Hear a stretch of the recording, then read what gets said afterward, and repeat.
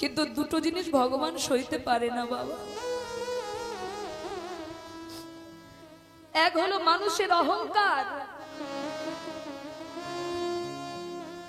ভগবান যেমন তোমাকে উঁচুতে তুলতে পারে, আর ওই উচ্চ পদ পেয়ে যদি কারো ভেতরে অহংকার জাগে, ওই উপর থেকে ভগবান এক মুহূর্তে তাকে ছুঁড়ে মাটিতে ফেলে দিতে পারে।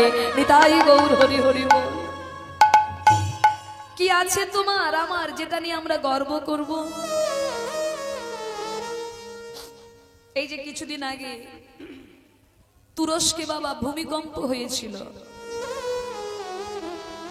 যারা টিভিতে খবর দেখেন আপনারা জানবেন, যাদের হাতে মোবাইল আছে তারা জানে। এই যে তুরস্কে ভূমিকম্প হলো, সব তছনছ করে দিল, এলোমেলো করে দিল। কত বড় বড় বাড়ি, কত মানুষ মারা গেল। সেই দৃশ্য যদি আপনি নিজের চোখে দেখতেন তাহলে অনুভব করতে পারতেন আমাদের কি মূল্য আছে। কিসের লাগে এত অহংকার, কিসের লাগে এত দ্বন্দ্ব, কিসের লাগে এত মারামারি, কিসের লাগে এত হিংসা, ক্রোধ।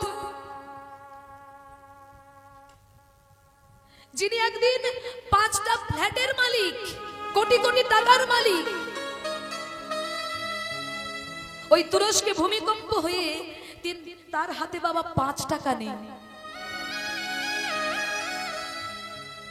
যে একদিন 5টা ফ্ল্যাটের মালিক ছিল, আজকে তার হাতে বাবা 5 টাকা নেই। ক্ষুধার্ত হয়ে ভিক্ষুকের মতো রাস্তায় রাস্তায় ঘুরছে। গোবিন্দ এক মুহূর্তে সবকিছু পরিবর্তন করে দিতে পারে। তার হাতে এমন পাওয়ার আছে, কিন্তু তবু আমরা জায়গা সম্পত্তি নিয়ে ভাই ভাই কত মারামারি, কত লাঠালাঠি করি। ভাই ভাইয়ের শত্রু হয়ে যায়, এটা ভাবা যায়? ও মা, পাড়া প্রতিবেশী আপনার সঙ্গে যতটা না শত্রুতা করবে, এখনকার দিনে ভাই ভাইয়ের বেশি শত্রু হয়ে গেছে। তাই মা, অহংকার ভগবান একদম সইতে পারে না। আর একটা বস্তু সহ্য করতে পারে না, সেটা কি? সেটা হলো ভক্তের চোখের জল। যদি কেউ চোখের জলে গোবিন্দকে ডাকে,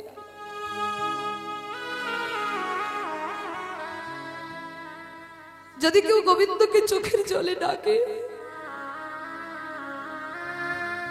ভগবান ওই চোখের জল সহ্য করতে পারে না মা।